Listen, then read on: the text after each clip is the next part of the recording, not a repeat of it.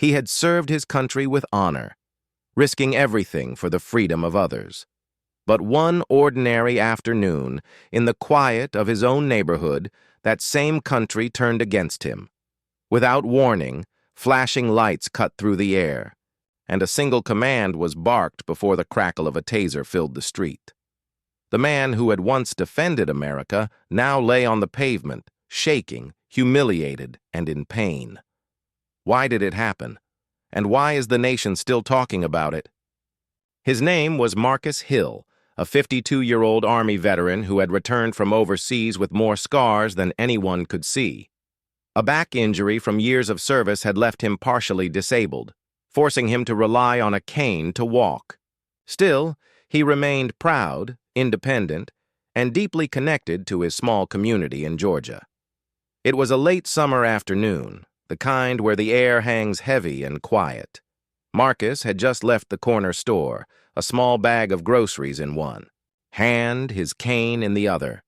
The walk home was familiar, past the same brick houses, the same trimmed lawns, the same cracked sidewalk he'd taken for years. To him, this was safety. But safety is fragile. A few streets away, the hum of an engine slowed behind him. He didn't notice at first, just another car in the neighborhood, he thought. But this one lingered, matching his pace. Inside were 2 police officers on patrol scanning for suspicious activity. Marcus, in his worn baseball cap and faded army jacket, became their focus. They didn't know him. They didn't see a veteran. They saw something else. As Marcus reached the corner near his home, the cruiser pulled sharply to the curb. Doors swung open. The air shifted. What was a quiet walk moments ago was about to turn into a scene that would ignite outrage across the nation. "Sir, stop right there!" The voice was sharp, commanding, and far louder than the stillness of the street warranted. Marcus turned, startled, gripping his cane a little tighter. 2 officers stepped toward him, hands already hovering near their belts. "What's the problem, officer?" Marcus asked, his voice steady but cautious. They didn't answer. Instead, one of them scanned him from head to toe, eyes lingering on his jacket, then on the bag in his hand.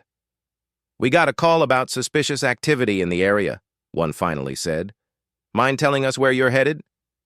Marcus's brow furrowed. "Headed home. Just came from the store."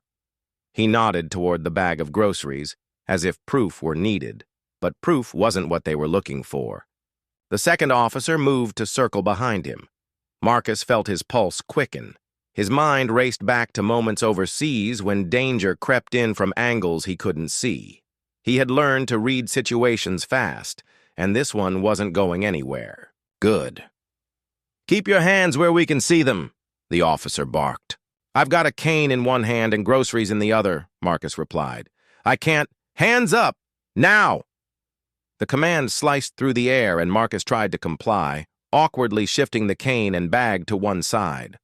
The groceries slipped, tumbling to the pavement, cans rolling toward the gutter, an apple splitting open on the concrete.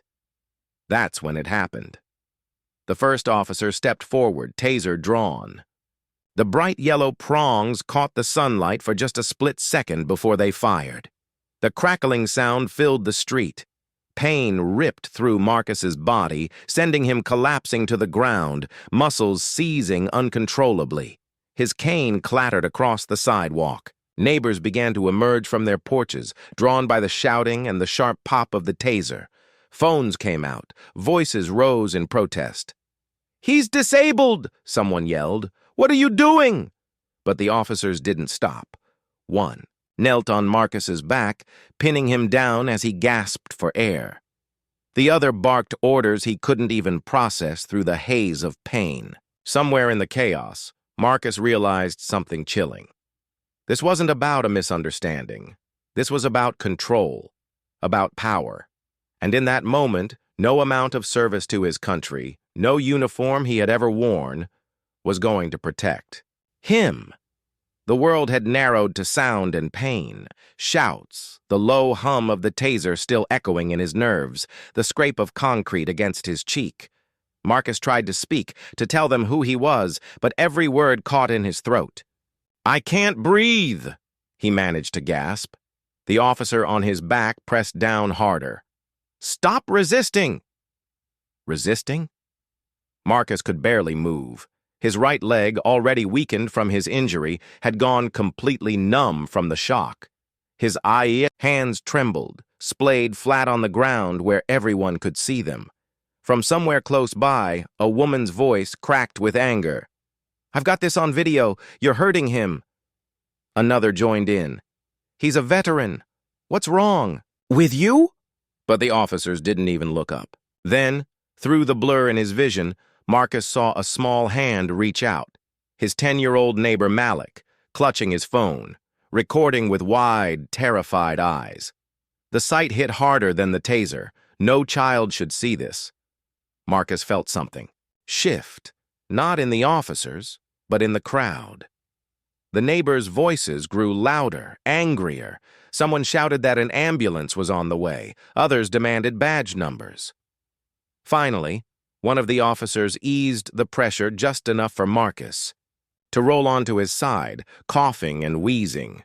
But even then, they didn't offer help. They stood over him, still glaring, as though waiting for him to make one wrong move so they could justify what had just happened.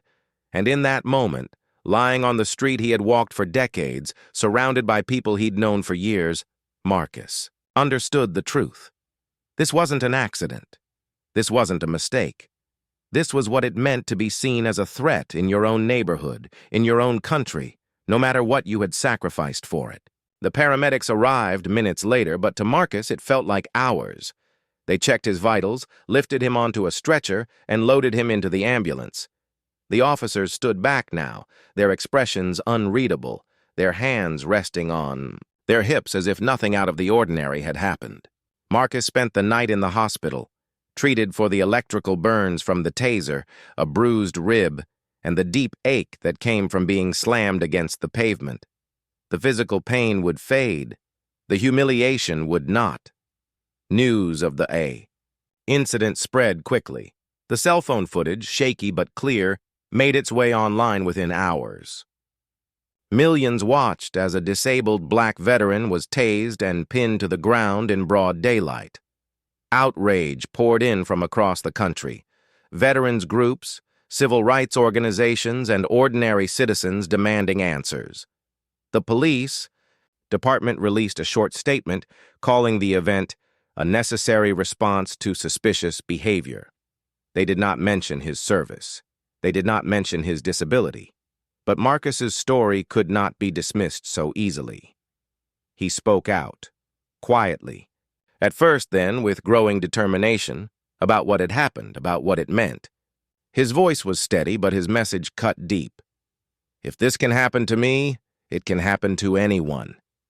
The fight for justice was slow, filled with court dates, press conferences, and public rallies. But Marcus wasn't just seeking accountability for himself. He was fighting for every name, every story that had been ignored or forgotten. And yet, as the headlines faded, one question remained, echoing in the minds of all who had seen that video. How many more veterans, fathers, brothers, and sons will have to endure this before the country they served finally sees them as human?